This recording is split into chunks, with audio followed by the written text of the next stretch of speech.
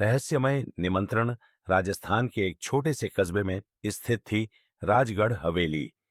एक भव्य पर वीरान इमारत जो अब सिर्फ भूत प्रेत की कहानियों के लिए जानी जाती थी।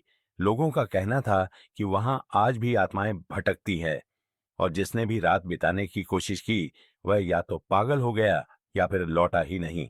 चार दोस्त आरव, सिमीन्यारी वराय, हुल और आन लाइक समर्थन कॉलेज के समय से ही एडवेंचर के दीवाने थे।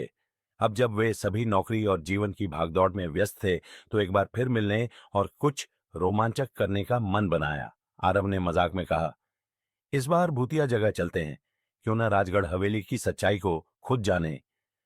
राहुल ने मोबाइल पर जगह सर्च की और चौंक गया। भाई, यहां तो लिखा है कि 1996 के बाद कोई भी रात में हवेली के अंदर नहीं गया। सिमी मुस्कुराई, तो फिर और मजा आएगा। आखिरकार तय हुआ कि वे चारों किन शनिवार की रात हवेली में रहेंगे, बिना किसी डर के। शनिवार को शाम 5 बजे वे कार से हवेली पहुंचे। दरवाजे जंग लगे थे, दीवारों पर पुराने खून के धब्बे दिख रहे थे। हवेली के बाहर एक बूढ़ा बाबा खड़ा था जिसने चेतावनी दी, मत जाओ वहां, रात में वो जागती है जो तुम्हें छोड़ेगी नहीं। सभी ने बाबा की बात को हंसी में उड़ा दिया और अंदर चले गए। अंदर का दृश्य और भी डरावना था। हर कोना सन्नाटे से भरा था, जैसे हवेली खुद सांसें ले रही हो। दीवारों पर पुरानी तस्वीरें थीं जिनमें राजसी परिवार के लोग थे, पर आंखें ऐसी कि जैसे देखने वाले को घूर रही हों। राहुल बोला, चलो अब कमरे बांट लेते हैं। मैं और आरव ऊपर वाले कमरे में और तुम दोनों नीचे के कमरे में रहो। हवेली में बिजली नहीं थी। उन्होंने टॉर्च और मोबाइल की रोशनी से इंतजाम किया। रात के 12 बजे सिमी की चीख से सब चौंक गए। तन्वी ने देखा कि सिमी बेहोश थी और उसके गले पर किसी के नाखूनों के निशान थे। यह कैसे हुआ? हम तो कमरे में ही थे। तन्वी रो पड़ी। आरव और राहुल भागकर नीचे आए। आरव ने सिमी की नब्ज देखी। जिंदा है, लेकिन बेहोश क्यों हुई? अचानक हवेली की दीवारों से कराहने की आवाजें आने लगीं।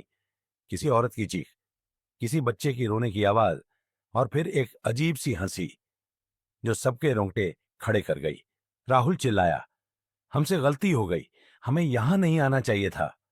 अगली सुबह होते होते सब जाने का फैसला कर चुके थे, लेकिन हवेली का दरवाजा अपने आप बंद हो चुका था।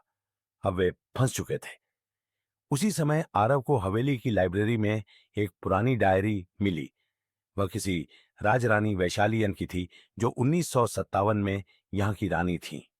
डायरी के पन्नों से खुलासा हुआ कि राजा ने अपने लोभ के लिए वैशाली और उसकी बेटी को जीवित दीवार में चुनवा दिया था। उस दिन से रानी की आत्मा हवेली में कैद हो गई और हर उस इंसान से बदला लेती है जो रात में हवेली में कदम रखता है। तन्वी ने कहा, हमें किसी बाबा की मदद लेनी होगी। आरव और राहुल भागकर उसी बाबा को लाए जो बाहर मिले थे। बाबा ने हवेली में कदम रखते ही मंत्र पढ़ना शुरू किया और कहा, उसकी आत्मा तब तक शांत नहीं होगी जब तक उसकी हड्डियां सम्मान के साथ अंतिम संस्कार के लिए नहीं जलेंगी। डायरी के हिसाब से रानी की हड्डियां हवेली के तहखाने में थीं। चारों दोस्तों ने मिलकर तहखाना खोला। वहां सड़ांध, धुंध और सैकड़ों चमगादड़ों के बीच उन्हें एक कंकाल मिला, जिसके पास एक बच्ची का कंकाल भी था। वे दोनों हड्डियां बाहर लाए और बाबा की मदद से विधिवत अंतिम संस्कार किया। जैसे ही चिता जली, हवेली से अचानक एक सफेद रोशनी उठी और सिमी की बंद आंखें खुल गईं। हवेली में फैला अंधकार जैसे धीरे धीरे छूटने लगा। बाबा बोले, अब उसकी आत्मा मुक्त हो चुकी है, तुम्हें कोई नुकसान नहीं होगा। चारों दोस्त हवेली से बाहर निकले। अब दरवाजा खुल चुका था। वे चुपचाप कार में बैठे और कस्बे की ओर निकल गए। फिर भी बाकी है। 6 महीने बाद एक यूट्यूबर ने उस हवेली पर वीडियो बनाने की कोशिश की। कैमरे में रिकॉर्ड हुआ एक सफेद साड़ी पहने औरत जो सीढ़ियों से धीरे धीरे नीचे आ रही थी और कैमरे के पास आकर बोली, मैं तो मुक्त हो गई, लेकिन मेरी बेटी अभी भी भूखी है। वीडियो वहीं रुक गया।